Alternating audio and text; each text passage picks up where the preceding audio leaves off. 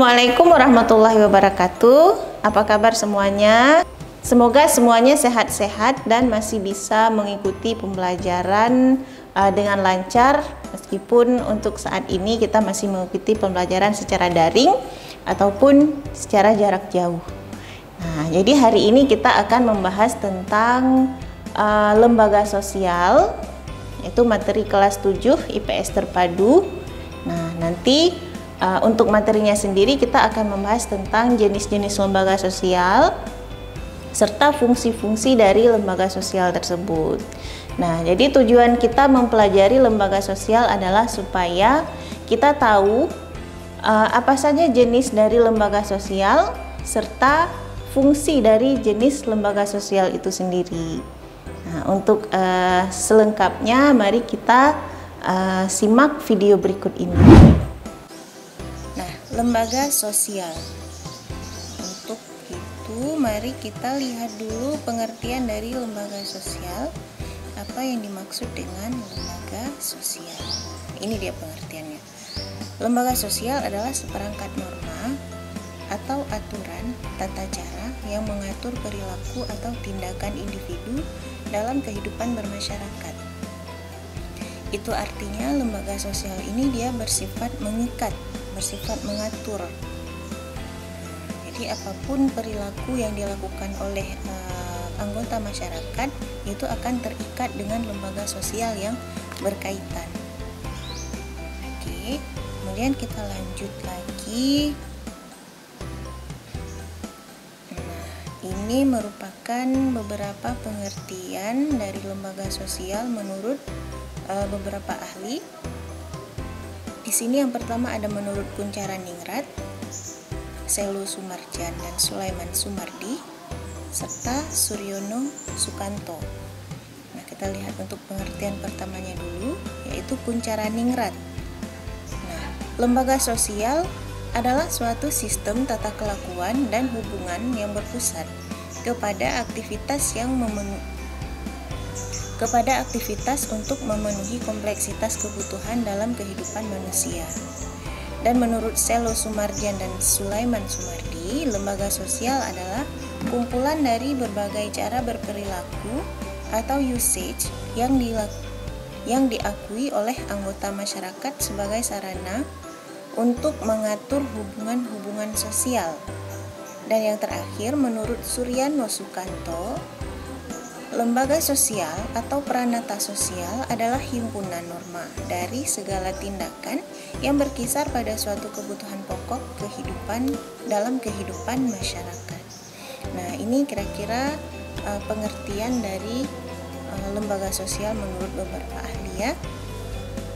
Oke, kemudian kita lanjutkan lagi.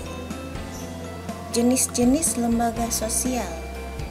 Di sini ada beberapa jenis lembaga sosial, kira-kira ada 5, yaitu yang pertama lembaga keluarga, lembaga pendidikan, lembaga ekonomi, lembaga agama, serta yang terakhir adalah lembaga politik. Nah, dan untuk mengetahuinya mari kita bahas satu persatu jenis-jenis lembaga sosial ini serta fungsinya masing-masing. Yang pertama adalah lembaga keluarga. Nah, lembaga keluarga adalah unit sosial terkecil yang terdiri dari ayah, ibu, dan anak. Nah, sebenarnya untuk lembaga keluarga ini dia ada 2 lagi pembagiannya, yaitu ada lembaga keluarga inti dan lembaga keluarga kompleks. Nah, untuk lembaga keluarga inti biasanya ini terdiri hanya dari keluarga intinya saja, ada ayah, ibu, dan anak-anaknya. Kalau untuk keluarga kompleks, lembaga keluarga kompleks itu terdiri dari beberapa orang lagi. Di situ ada ayah, ibu, anak-anak, kakek, nenek, paman, bibi, sepupu, keponakan, dan lain sebagainya. Nah, jadi untuk fungsi dari lembaga keluarga sendiri, nah ini dia, ada 7 fungsi. Yang pertama adalah fungsi reproduksi. fungsi reproduksi di sini maksudnya adalah fungsi untuk meneruskan keturunan. Seorang laki-laki dan seorang perempuan menikah itu tujuannya adalah supaya mereka bisa memperoleh keturunan. Nah, keturunannya inilah nanti yang akan meneruskan garis keturunan mereka. Oke, kemudian yang kedua ada fungsi sosialisasi. Nah, di sini untuk fungsi sosialisasinya berperan dalam membentuk kepribadian anak-anak yang menjadi anggota keluarganya di sini. Nah, bagaimana kepribadian anak dibentuk? Bagaimana kepribadian anak nanti ketika dia sudah terjun ke masyarakat? Nah, disinilah dia akan dibentuk. Kemudian ada fungsi yang ketiga adalah fungsi afeksi. Nah, afeksi di sini maksudnya adalah kasih sayang. Itu artinya dalam keluarga setiap anggota keluarga itu berhak mendapatkan kasih sayang. Kasih sayang dari orang tua untuk anak-anak, kasih sayang dari anak-anak untuk orang tua, serta kasih sayang dari anak-anak dari sesama anak-anaknya sendiri. Misalnya kasih sayang kakak kepada adiknya atau kasih sayang adik kepada kakaknya. Yang keempat ada fungsi ekonomi. Fungsi ekonomi di sini lebih kepada fungsi tanggung jawab secara finansial. Seorang kepala keluarga akan bekerja untuk berusaha menghidupi keluarganya, mencukupi kebutuhan anggota keluarganya, mulai dari makanan, pendidikan, kesehatan, hingga sampai ke sandangnya atau pakaiannya. Nah, yang kelima ada fungsi pengawasan sosial. Fungsi pengawasan sosial di sini maksudnya adalah dalam anggota keluarga itu ada rasa saling mengawasi, saling kontrol, saling mengingatkan. Ketika kita diingatkan oleh orang tua kita agar menjaga nama baik keluarga kemanapun kita pergi, itu merupakan fungsi dari pengawasan sosial. Begitu juga kita jika memiliki seorang adik, itu akan selalu mengingatkan adik kita, apapun yang kamu lakukan, kamu harus menjaga nama baik keluarga kita. Jangan sampai membuat nama keluarga kita itu menjadi rusak atau tidak baik. Yang keenam adalah fungsi proteksi atau fungsi perlindungan. Nah, kenapa adanya fungsi proteksi ini adalah sangat dibutuhkan oleh anggota keluarga, terutama anak-anak yang akan merasa sangat aman ketika dia berada di tengah keluarganya sendiri, ketika dia berada di rumahnya sendiri. Nah, dan yang terakhir atau yang ketujuh adalah fungsi pemberian status.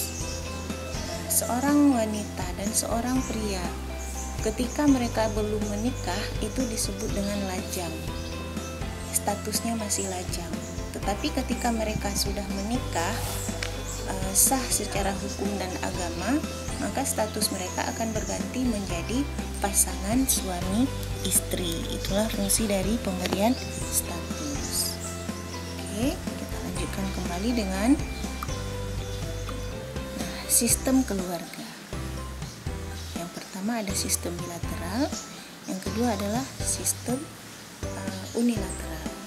Untuk sistem bilateral sendiri, ini menghitung hubungan keluarga dari dua pihak. Nah, maksudnya hubungan keluarga dari pihak suami dan dari pihak istri, ataupun hubungan keluarga dari pihak ayah dan pihak ibu. Dan yang kedua adalah sistem keluarga unilateral, menghitung hubungan dari satu pihak saja. Nah, di sini akan dihitung hubungannya apakah dari suami saja atau dari istri saja, apakah dari ibu saja atau ayah saja. Nah, dan untuk sistem unilateral ini dia nanti akan terbagi lagi kepada dua.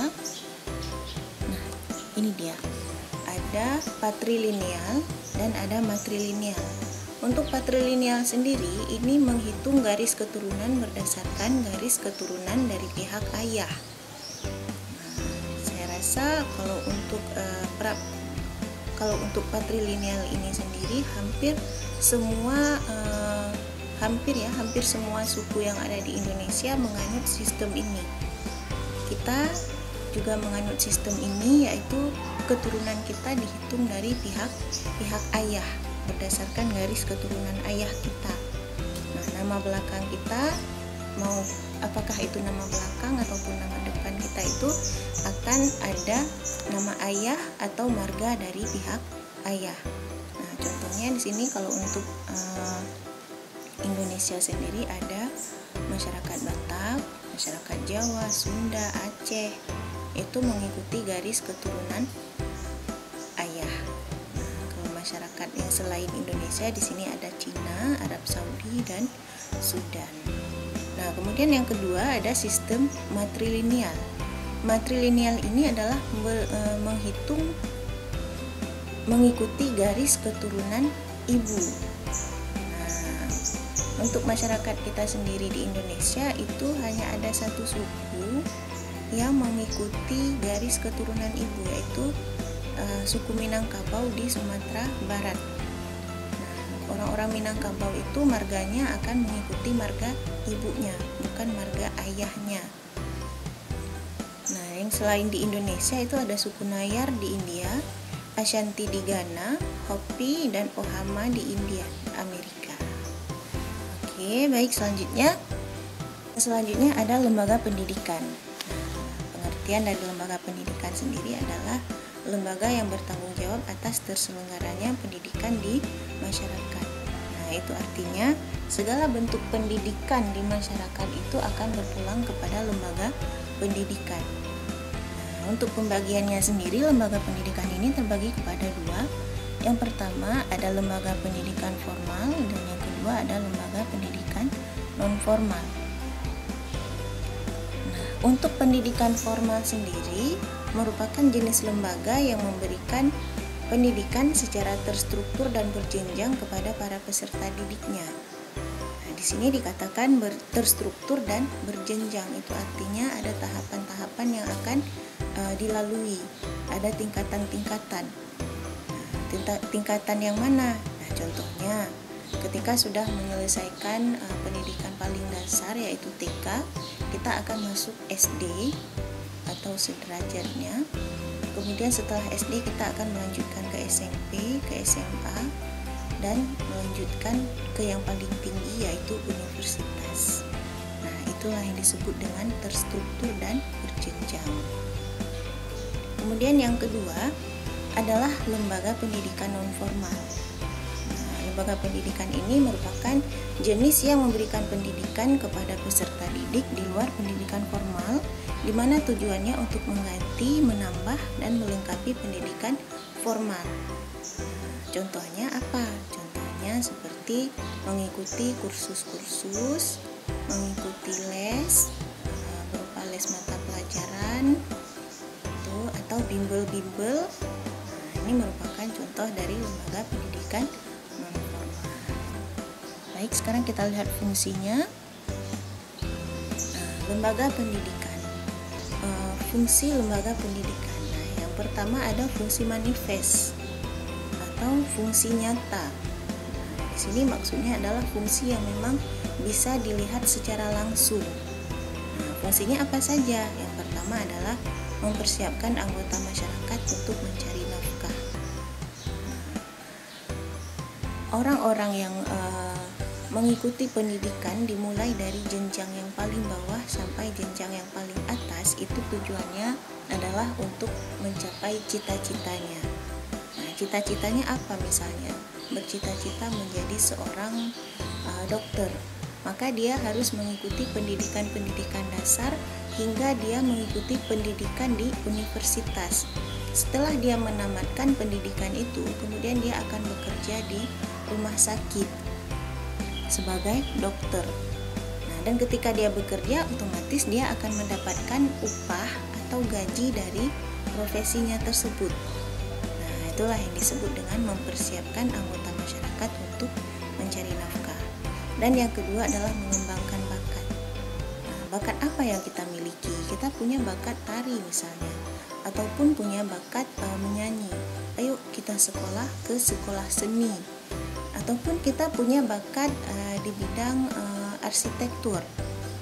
Mari kita kuliah di jurusan arsitektur. Dan begitu juga seterusnya. Oke, yang kedua ada fungsi laten atau fungsi terselubung.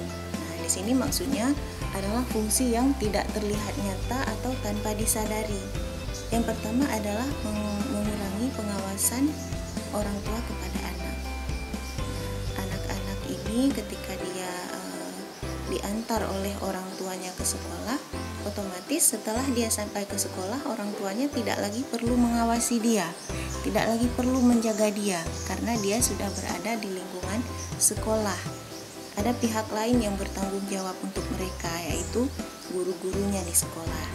Nah, untuk yang kedua, fungsi yang kedua adalah mengajarkan para peserta didik untuk bersikap kritis. Nah, di sini maksudnya adalah mereka harus mampu untuk memecahkan masalah-masalah yang ada di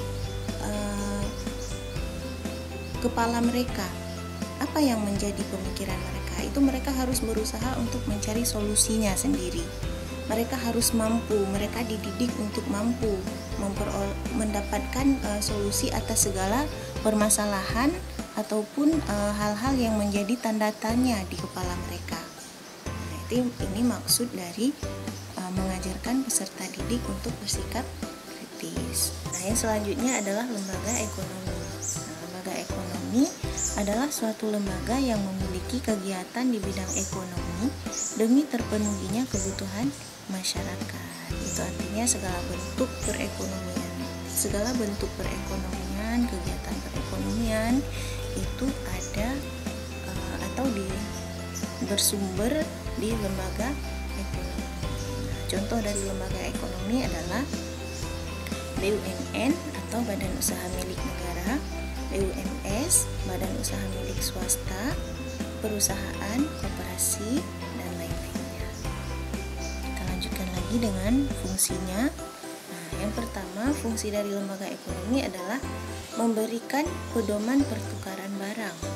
Yang kedua, memberi pedoman tentang ketenagakerjaan. Yang ketiga, memberi pedoman tentang cara mendapatkan barang atau bahan baku. Dan yang keempat adalah memberi pedoman tentang harga jual barang di pasar. Inilah kira-kira fungsi dari lembaga ekonomi. Dan yang selanjutnya adalah lembaga agama. Nah, lembaga agama adalah lembaga yang mengatur kehidupan atau perilaku manusia yang ada kaitannya terhadap kehidupan beragama. Nah, itu artinya segala bentuk kegiatan keagamaan, segala bentuk hal-hal yang berkaitan dengan agama itu bersumber dari lembaga agama. Yang pertama adalah kepercayaan, yaitu seseorang harus memiliki kepercayaan. Contoh, seseorang yang hanya memiliki kepercayaan terhadap satu Tuhan. Dia hanya meyakini bahwa Tuhan itu satu. Nah, yang kedua, ada simbol. Nah, simbol yang bagaimana? Kita contohkan begini. Untuk orang Islam, untuk Muslim, itu biasanya akan disimbolkan dengan masjid, dengan pakaian muslimah, dengan baju kuku, dengan sarung. Begitu juga misalnya dengan kepercayaan Kristen atau agama Kristen, mereka akan tersimbolkan dengan salib, tersimbolkan dengan gereja, dan lain sebagainya. Dan yang ketiga ada umat. Nah, umat di sini berarti adanya pengikut. Suatu agama tidak bisa dikatakan agama jika dia tidak ada pengikutnya, tidak ada umatnya, tidak ada yang mempercayainya. Dan yang keempat adalah pengalaman keagamaan. Nah, pengalaman keagamaan misalnya seorang muslim yang melakukan ibadah haji atau umrah, kemudian ketika dia telah selesai melakukan ibadah haji atau umrah itu, dia memiliki pengalaman spiritual yang berbeda dari sebelumnya. Dan yang kelima adanya praktik. Ini yang terakhir, unsur yang terakhir adalah praktik.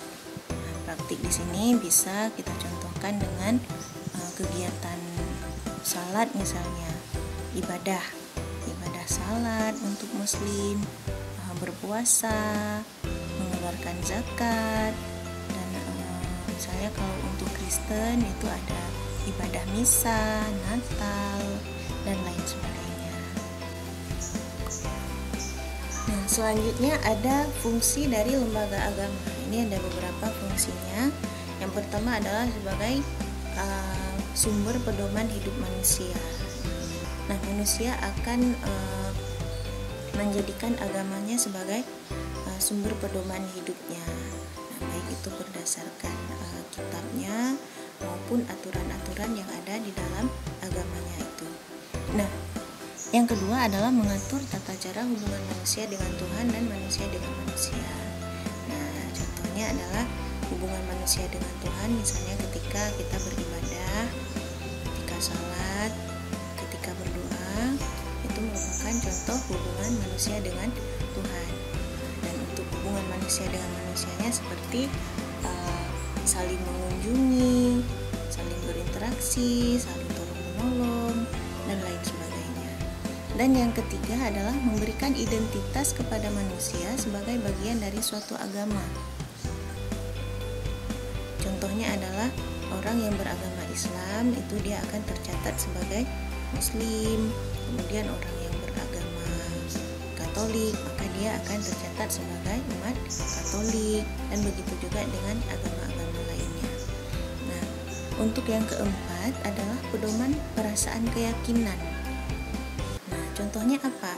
Kita merasa begini, ketika melakukan sebuah pekerjaan yang baik atau suatu pekerjaan yang baik, itu kita akan tahu bahwa ganjaran yang akan diberikan oleh Tuhan adalah mendapatkan pahala, mendapatkan kebaikan. Begitu juga sebaliknya, ketika kita melakukan kesalahan, melakukan perbuatan tercela, maka kita akan merasa bahwa Tuhan akan memberikan ganjaran berupa dosa. Yang kelima, yang terakhir adalah pedoman keberadaan atau existence. Nah, keberadaan yang bagaimana? Manusia akan mensyukuri. Nah, yang kelima adalah pedoman keberadaan. Nah, contohnya adalah kita merasa mensyukuri atas keberadaan alam di sekitar kita. Karena dari alam tersebut itulah kita bisa memperoleh makanan, bisa memperoleh tempat tinggal, dan lain sebagainya. Nah, yang terakhir adalah lembaga politik.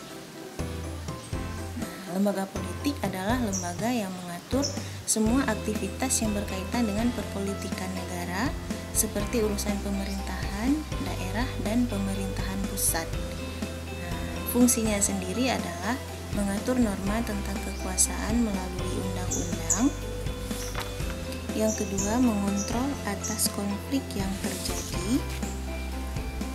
Dan yang ketiga adalah menyelenggarakan pelayanan kepada masyarakat. Kita lihat lagi, di sini ada beberapa jenis lembaga politik. Yang pertama ada lembaga eksekutif. Nah, lembaga eksekutif merupakan badan atau lembaga yang kekuasaannya itu untuk melaksanakan undang-undang. Nah, kalau untuk lembaga legislatif itu kekuasaannya adalah untuk membuat undang-undang.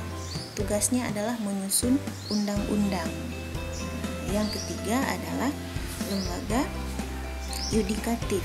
Nah, lembaga ini merupakan suatu lembaga atau badan yang memiliki kekuasaan atau andil untuk mengadili orang-orang yang melakukan pelanggaran terhadap undang-undang. Baik, sekian untuk materi kita hari ini, dan mari kita tarik kesimpulan dari materi kita, yaitu untuk lembaga sosial ada beberapa jenisnya. Ada lembaga keluarga, lembaga agama, lembaga pendidikan, lembaga ekonomi, serta lembaga politik. Nah, jadi dari kelima lembaga tersebut memiliki fungsinya masing-masing.